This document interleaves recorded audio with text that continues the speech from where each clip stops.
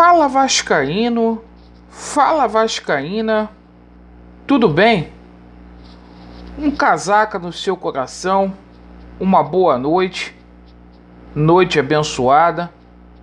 Um aviso rápido, pedir para você, torcedor do Vasco, se inscrever no nosso canal, deixar o seu like ou o seu dislike, ativar o sininho. Meu amigo, você que não é inscrito lá no canal alternativo, se inscreva. O link a gente vai deixar na descrição deste vídeo e também fixado nos comentários.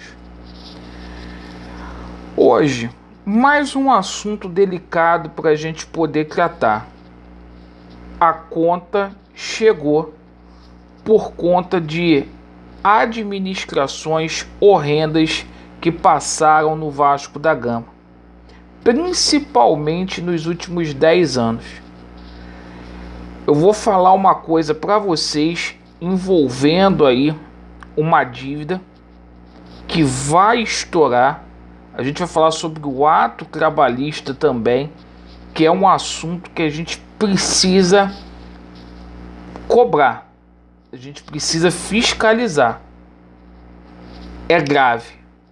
Antes, só passar aqui o informativo da categoria de base e do futebol profissional, tá? O Sub-17 jogou hoje, a gente precisa fazer o registro aqui. O Vasco venceu por 3-0, jogo tranquilo contra a Chapecoense, uma vitória aí de respeito. Jogamos lá em Santa Catarina e os gols do Vasco da Gama foram marcados pelo Eric Marcos e também pelo jogador Paixão. Esse jogador muito bom, fez 2 gols. Bom, parabéns aí para a garotada aí, que é o futuro aí do Vasco da Gama. Com relação à Taça Rio, o nosso Marcelo Cabo definiu a equipe hoje. O Vasco da Gama vai com Vanderlei, Léo Matos, Castan, Hernando, Zeca, Andrei, Galarza, Marquinho Gabriel, Morato, Peck e Cano. O jogo com transmissão aí da Rede Record amanhã. Cuidado com o horário aí, 11h05, né? O jogo que ocorre no Engenhão. O Vasco faz o jogo de volta em São Januário. Espero que o Marcelo Cabo aí tenha conseguido tratar dos problemas aí, principalmente de ordem defensiva. O Vasco tomou gol em todos os jogos este ano e pelos vídeos que a gente viu na Vasco TV com relação aos treinamentos aí, a gente viu o Marcelo Cabo treinando muita finalização aí com campo reduzido. Vamos ver o futebol que será apresentado. Obrigação vencer. O Botafogo está em frangalhos, numa situação pior do que o Vasco da Gama. Bom, meus amigos, agora a gente vai falar sobre as finanças do clube. Chegou um momento que a gente precisa de grana. A gente precisa resolver os problemas fora de campo para a gente poder ter um futebol novamente forte.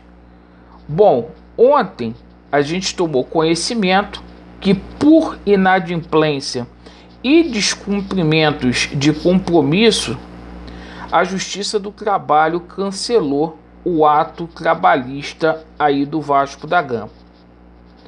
Bom, chegou ao nosso conhecimento hoje.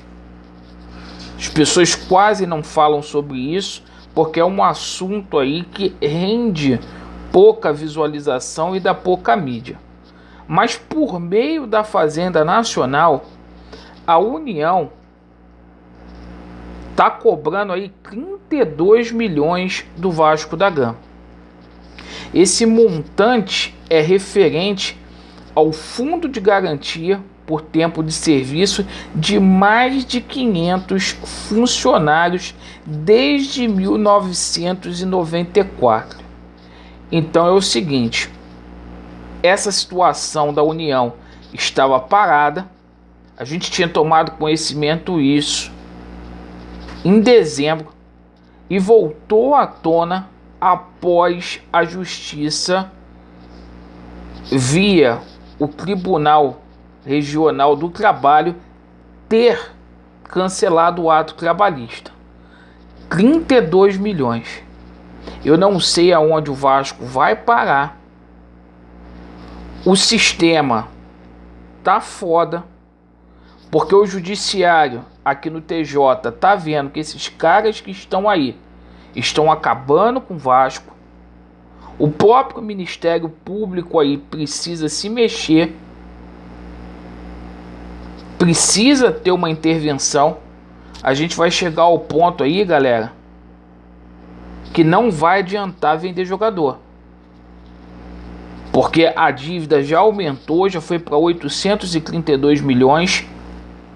Depois que essa dívida foi publicada no balanço do Vasco da Gama, outros credores apareceram e a gente não sabe em qual status isso está hoje. Então a gente precisa nesse momento se unir de alguma forma, ajeitar a parte de fora do campo, para depois a gente pensar no futebol aí. A gente está chegando ao ponto, a gente viu isso acontecer aí na gestão do Campelo, todos nós ficamos nervosos e a gente vai ver aí em breve São Januário sendo penhorado. Dessa forma, o nosso problema chegou, meus amigos, à esfera federal. A gente está com um problema aí envolvendo a Justiça do Trabalho, que, se tratando aí de colaboradores, de funcionários, não perdoa. A gente está lidando aí com a União e com um agravante. O presidente Jair Messias Bolsonaro quer extinguir o Profut. Então a gente precisa ficar muito atento ao que está acontecendo. É um momento agora que a gente não pode ter vaidade.